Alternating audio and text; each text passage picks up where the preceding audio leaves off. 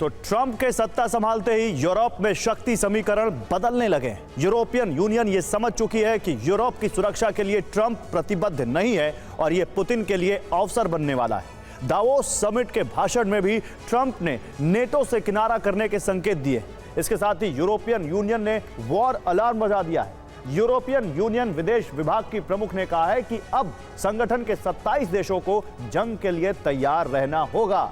देखिए कैसे ट्रंप की नीतियों से पुतिन को फायदा हो रहा है और यूरोप कैसे संकट में घिरता जा रहा है। ट्रंप की विदेश नीति में आए परिवर्तन से नए ग्लोबल समीकरण बनते नजर आ रहे हैं। ठीक वैसा ही हो रहा है जैसा पुतिन ने दिसंबर में कहा था। जिस प्रतिबद्धता के साथ अमेरिका यूक्रेन और यूरोपियन यूनियन के साथ खड़ा था, उसमें कमी आती दिख रही है। अमेरिका के बरसों पुराने सहयोगी देशों के मन में आशंकाएं उपज चुकी हैं कि संकट के समय में ट्रंप साथ नहीं देने वाले। इसके पीछे सबसे बड़ी वजह है यूक्रेन के सिर से अमेरिका का हाथ खींचना। फिलहाल ट्रंप की सबसे बड़ी प्राथमिकता युद्ध विराम कराना है, भले ही इसमें यूक्रेन को अपनी अखंडता और संप्रभुता से समझौता क्यों न करना पड़े। ट्रंप यूक्रेन पर दबाव बनाकर उसे पुतिन की शर्तों पर सहमत करा सकते हैं और इसकी प्रक्रिया शुरू हो चुकी है।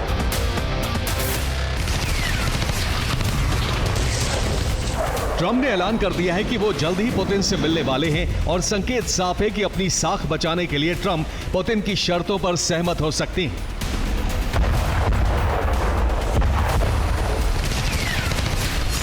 ट्रंप के दबाव के चलते यूक्रेन को जमीन गंवानी पड़ सकती है। इसके साथ ही यूक्रेन की सैन्य शक्ति घटाई जा सकती है।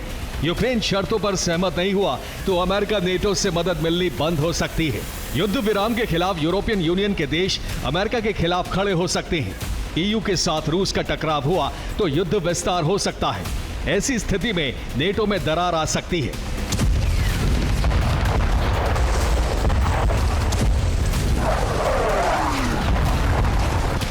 ट्रंप का रुख पहले ही नेटो के खिलाफ है और दावोस समिट में ट्रंप ने साफ कर दिया कि वो अब मेक अमेरिका ग्रेट अगेन की जंग लड़ेंगे, ना कि यूरोपीय देशों को सुरक्षा देने के लिए अमेरिकी टैक्स पेयर का पैसा खर्च करेंगे।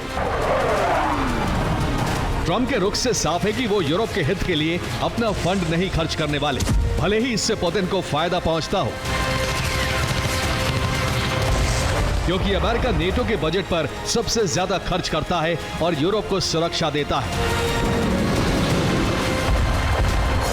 अमेरिका नेटो के रक्षा बजट पर जीडीपी का 3.6% खर्च करता है। ग्रीस का बजट 2.2% है।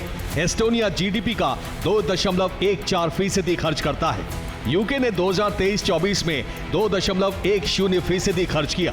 पोलैंड ने 2% नेटो बजट पर खर्च किया है, जबकि फ्रांस 1.8% और जर्मनी 1.2% खर्च कर रहे हैं और बाकी देश 1% से भी कम नेटो डिफेंस बजट पर खर्च कर रहे हैं।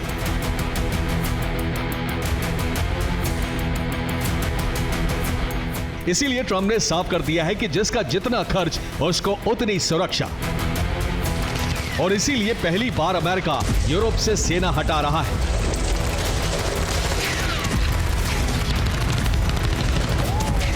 ट्रंप प्रशासन यूरोप से 20% सेना हटाने जा रहा है। यूरोप में अभी यूएस के 64,000 सैनिक तैनात हैं। अमेरिका 12,800 सैनिकों को वापस बुलाएगा।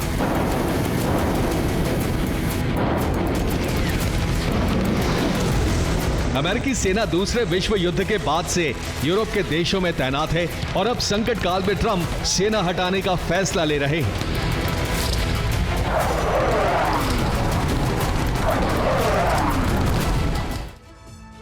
तो यूरोप में अमेरिका के कुल 64,000 सैनिक हैं।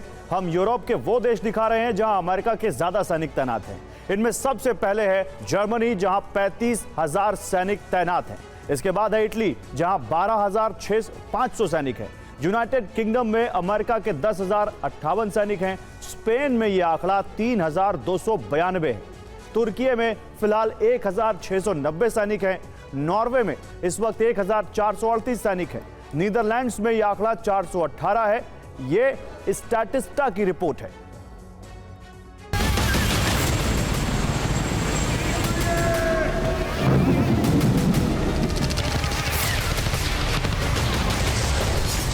अमेरिकी राष्ट्रपति उस वक्त सेना हटा रहे हैं जब यूरोप रूस को अपनी अखंडता के लिए सबसे बड़ा खतरा मान रहा है।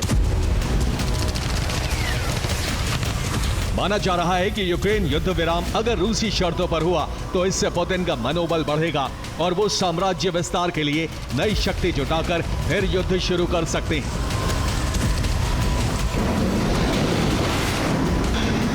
अगली बार उनका निशाना कोई नेटो या यूरोपियन यूनियन का देश बन सकता है।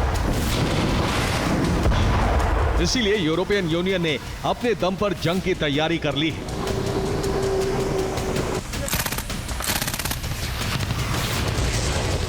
ईयू विदेश विभाग के प्रमुख काजा कल्लास ने कहा है कि हमें ईयू सेना की नहीं बल्कि 27 ईयू सेनाओं की जरूरत है।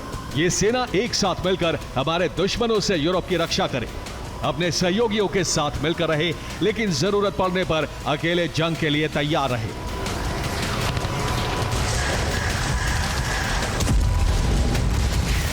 काजा कल्लास ने अमेरिका की तरफ इशारा किया है कि अगर भविष्य में ट्रंप साथ नहीं देते तो आत्मरक्षा के लिए अकेले जंग लड़ने को तैयार रहना होगा।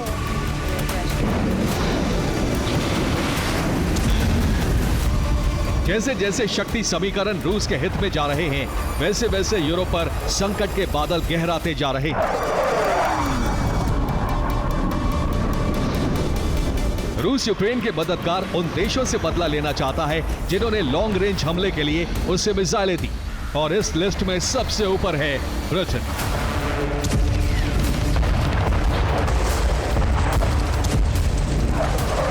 यूके और यूक्रेन के बीच 100 साल के सामरिक समझौते के बाद रूस भड़का हुआ है और पुतिन के करीबी पत्रकार व्लादिमीर सोलोवियोव ने लंदन पर हमले की धमकी दी।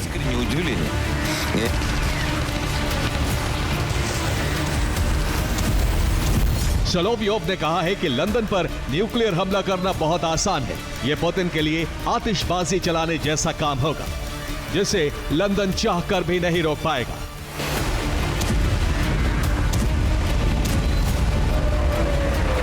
ट्रंप के सत्ता में आते ही यूरोप कवच विहीन महसूस करने लगा है